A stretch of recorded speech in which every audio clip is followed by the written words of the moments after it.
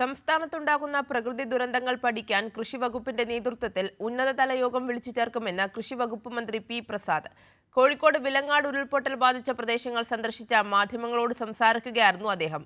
ഉരുൾപൊട്ടൽ പുനരധിവാസ പ്രവർത്തനങ്ങൾക്ക് സർക്കാരുമായി സഹകരിക്കുമെന്ന് സ്ഥലം സന്ദർശിച്ച പ്രതിപക്ഷ നേതാവ് വി.ഡി. സതീശനും പറഞ്ഞു.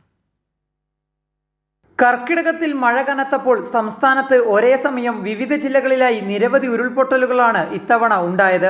ഇതിനെ തുടർന്ന് നിരവധി വീടുകൾക്ക് നാശനഷ്ടം സംഭവിക്കുകയും പലരും അനാഥരാവുകയും ചെയ്തു. ഇതിനു പുറമെ വ്യാപകമായ കൃഷിനാശവും സംഭവിച്ചിട്ടുണ്ട്. ഇതിനു പിന്നാലെയാണ് പ്രകൃതി ദുരന്തത്തെക്കുറിച്ച് പഠിക്കാനായി ശാസ്ത്രീയവും പരമ്പരാഗതവുമായ അറിവുകളും വിദഗ്ധരെയും ഉൾപ്പെടുത്തി ഉന്നതതല യോഗം ചേരാൻ കൃഷി വകുപ്പ് തീരുമാനിച്ചത്.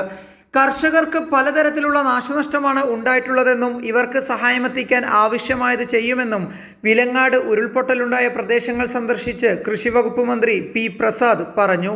ഗൗരവതരമായി തന്നെയാണ് സർക്കാർ ഇതിനെ കണ്ടിരിക്കുന്നത്. ഉണ്ടായിട്ടുള്ള നാശനഷ്ടത്തിന് പരിഹാരമുണ്ടാക്കുന്നതിനും ആവശ്യമായ ഈ പ്രദേശത്തിൻ്റെ ഭൂപ്രകൃതിയെയും മനസ്സിലാക്കിക്കൊണ്ടും ഇവിടെയുള്ള നാശനഷ്ടങ്ങളെ തിട്ടപ്പെടുത്തിക്കൊണ്ടും വരുന്ന നാളുകളിൽ സമാനമായതോ അല്ലെങ്കിൽ ചെറുതോ വലുതോ ആയിക്കോട്ടെ ഉള്ള ദുരന്തങ്ങൾ ഉണ്ടാവാതിരിക്കുന്നതിന് അല്ലെങ്കിൽ ഉണ്ടാവുന്നതിനുള്ള സാധ്യതയുണ്ടെങ്കിൽ അതുകൂടി കണക്കിലെടുത്തുകൊണ്ടുമുള്ള ഒരു പദ്ധതി നടപ്പിലാക്കണം എന്നാണ് സർക്കാർ ആലോചിക്കുന്നത്. ഈ മാസം 11-നാണ് യോഗം ചേരുക. കൃഷിനാശം സംഭവിച്ച കർഷകരുടെ പ്രശ്നങ്ങൾ പ്രത്യേകമായി യോഗത്തിൽ ആലോചിക്കും. പ്രത്യേക പരിഗണന നൽകി ഉരുൾപൊട്ടൽ മൂലം നാശനഷ്ടം സംഭവിച്ച റോഡുകളും പാലങ്ങളും അടക്കം പുനരുദ്ധരിക്കാൻ സർക്കാർ തയ്യാറാവണമെന്നും പുനരധിവാസ പ്രവർത്തനങ്ങൾക്ക് പ്രതിപക്ഷത്തിന്റെ പൂർണ്ണ പിന്തുണയുണ്ടാകുമെന്നും സ്ഥലം സന്ദർശിച്ച പ്രതിപക്ഷ നേതാവ് വി.ഡി. സതീശനും പറഞ്ഞു. ഒരുപാട് ആളുകളുടെ വീടുകൾ നഷ്ടപ്പെട്ടു. ഒരുപാട് ആളുകൾക്ക് വീടുകളിൽ താമസിക്കാൻ പറ്റാത്ത സാഹചര്യം വന്നു. അപ്പോൾ അവരെല്ലാം പുനരധിവസിപ്പിക്കുകയും കൂടുതൽ സുരക്ഷിതമാക്കുകയും ചെയ്യുക എന്നുള്ളത് നമ്മുടെ എല്ലാവരുടെ ഉത്തരവാദിത്തമാണ്.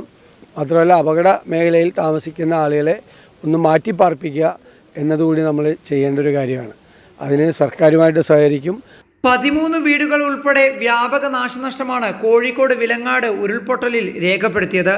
180-ലധികം ആളുകൾ ഇപ്പോഴും ക്യാമ്പുകളിലുമാണ്. കൈരളി ന്യൂസ്, കോഴിക്കോട്.